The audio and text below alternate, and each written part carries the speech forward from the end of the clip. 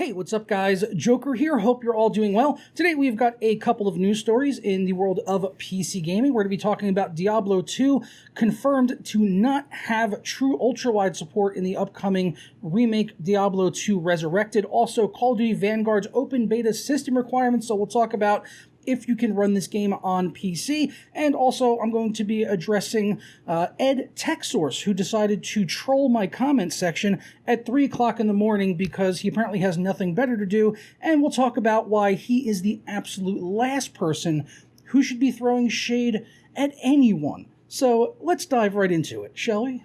But first, today's video is brought to you by Prime Tech Mart, where you can grab software products like Windows 10 Pro licenses for extremely cheap. They've also got Office products and Vizio, as well as many more. You can save a lot of money on these keys with something like Windows 10 Pro. You can grab for just $21.43. It's a lifetime activation, so you don't ever need to renew it. You don't need to create an account with them in order to be able to buy it, and you get your key in just a matter of seconds. And if you hit up the links down in the description below and you want to save yourself an additional 20% off of any software over there, just go ahead and use my code JP20 at checkout, apply that, and it'll drop down 20%. So here on Windows 10 Pro for $21, we drop that down to $17 and you're fully activated for life. For more information, check out those links down in the description below along with the coupon code. So first I was going to get into the PC gaming stuff, but I'm going to push that towards the end of the video, and there'll be timestamps below if you want to jump ahead to that, because real quickly I want to address Ed TechSource, who is the last person that should ever be throwing shade at other content creators, because this guy is a handful. So we'll be going through that, but this all started because the other day he posted a comment at literally 3 o'clock in the morning on my channel. When I saw this, it was 6 a.m. and it had been posted 3 hours ago. And he says, damn, this channel really took a dump. Sad. You know what? I actually do agree with him. My channel has gotten lower in views, but you know what? I'm still a happy person. I'm still able to pay my bills doing YouTube, thanks to some great sponsors and from the support of people that actually do like watching my content. But you know, what's really sad is trolling someone with, you have over 3 million followers and you felt the need to jump into my comment section at 3 in the morning. I guess I'm really keeping Ed TechSource up at night. Yeah, this guy actually blocked me about 5 years ago. He has some kind of a personal vendetta against me. I never actually met him in person, but we were in Seattle at the same time about 5 years ago when I was there with Brian, when we did TGW together. And he was a big part in why Brian and me split up. I'm not going to get into the nitty-gritty of it, but let's just say he's a Rasputin-esque motherfucker. So this guy really is the last person that should be throwing shade. Now, he allegedly has done some really terrible things. Allegedly. He allegedly faked his own car crash by using a picture on Twitter of a car crash from a blog post from years before he ever posted this image with his broken nose. Probably got a nose job, allegedly. You know, honestly, I can't prove that. I don't want him to come and put a manual copyright claim on my channel like he did to another creator who called him out for having fake benchmarks and things like that. I can't remember exactly which one this was for because he's done so many shady things. Oh, this one was for the robbery. That's right. He also allegedly staged a robbery of his own gear, but for some reason the robbers left behind the one camera, the most expensive camera that Ed uses to shoot his videos. Kind of suspect. And he also could never prove that the robbery actually happened by trying to post these ridiculous screenshots of him with the insurance company. Very, very sketchy indeed. He also allegedly had fake PC benchmark results. He also ran, allegedly, again, a fake giveaway where he never gave the guy, or I think he might have eventually gave him his prize, but he initially blocked him on Twitter because he said the guy was messaging him, asking when he was going to receive the PC build that he had won from Ed TechSource. So what do we got here? Allegedly fake giveaway, fake car crash, fake robbery, manual copyright claims against channels who call him out for his stuff, and then that channel was actually completely terminated, I found out today, trying to find the initial video. So yeah, this guy is a real peach, a real tech enthusiast, you might say. I love that his channel is called TechSource when it's literally the last source you should ever go to for tech, because yeah, he's a tech fashion channel. That's what I refer to channels like his.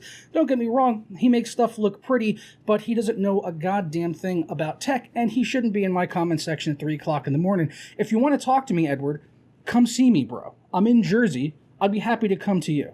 Come at me. let's do it. So anyway, with that out of the way, let's get into some more important things and talk about PC gaming news. First up, Diablo II Resurrected, which is going to be coming out at some point this year. Definitely looking forward to playing this game with the updated mechanics and visuals and stuff like that. It looks really good. They recently had a technical alpha, which I did not get a chance to try out. But, you know, neither here nor there. Love the Diablo franchise.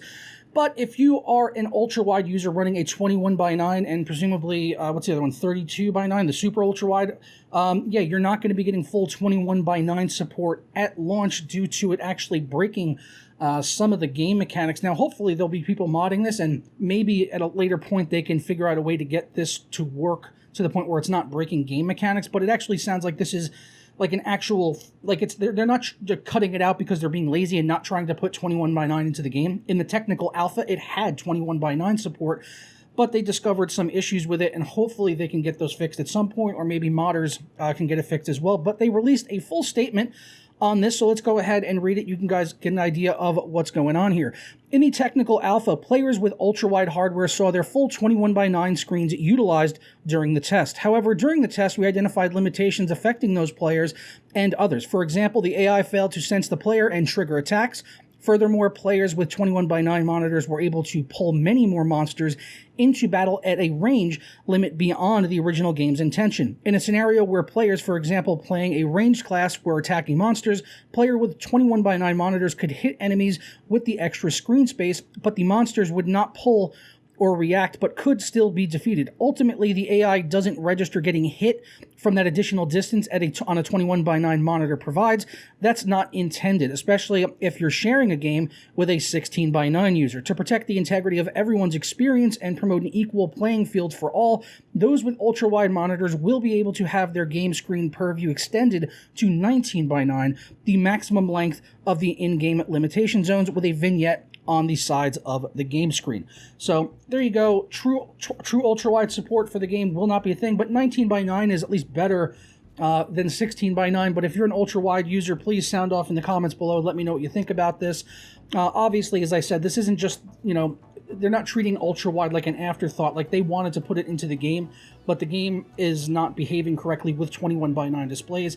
And I do believe this is something they could work on post-launch and potentially get to work further on down the road. But if this is going to bother you, you may want to think about not picking up Diablo II Resurrected if you're a 21x9 user. But I look forward to seeing the game come out and, you know, seeing screenshots of what it actually looks like on a 21x9 display. And, you know, maybe the 19x9 will actually be pretty decent. Yeah, we'll have to wait and see on that one. Last up, but certainly not least, Call of Duty Vanguard, which is going to be getting an open beta on the PC on September 16th. So the weekend of September 16th, I believe that is next weekend. Yep, that is next Thursday. And I'm assuming that'll run probably through Sunday, maybe into early Monday morning. So definitely looking forward to trying out the open beta for Call of Duty Vanguard. World War II is my jam, baby. So let's go ahead and take a look at the beta requirements. This is not for the full release of the game, but it's safe to assume that the final release will probably have similar system requirements to what we're seeing here. So on the minimum, they are saying Windows 10 64-bit, Intel Core i5 2500K or Ryzen 5 1600X. Long live Sandy Bridge, baby. Also, 8 gigabytes of system RAM. For the video card, a GTX 960 2GB or 1050 Ti 4GB. And on the AMD side, they are recommending an R9 380 for the minimum and 45 gigabytes of hard drive space, which is a hell of a lot better than the more recent Call of Duties. Nice job getting that shrunk down. Maybe there'll be a texture pack like they had in Cold War, but probably for the final release, I would assume. So we could see that bump up by the time the final game does come out. And then for the recommended, they are saying Windows 10 64-bit with the latest service pack, and on the CPU, i7 4770K or a Ryzen 7 1800X along with 16 gigabytes of system memory. And for the video card, a GTX 1070 2GB or GTX 1666. Was the 1070 2 gigabytes? Is that right?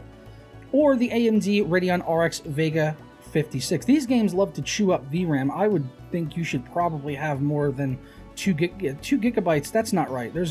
No, that card was like 6 or 8, I think, the 1070. Yeah, that can't be right. But the system requirements, there you are. Can your PC run it? Let me know down in the comments below. I'm going to go ahead and get out of here. I hope you guys enjoyed this update on PC gaming news. And sorry to have to inject that little bit of drama with Ed TechSource. If he didn't want the drama, if he didn't want to be called out for his shit, maybe he shouldn't be in my comment section at 3 a.m. Maybe, I don't know, get a fucking life, you loser. I'm going to go ahead and get out of here, though, and I'll catch you guys next time. Ta-ra.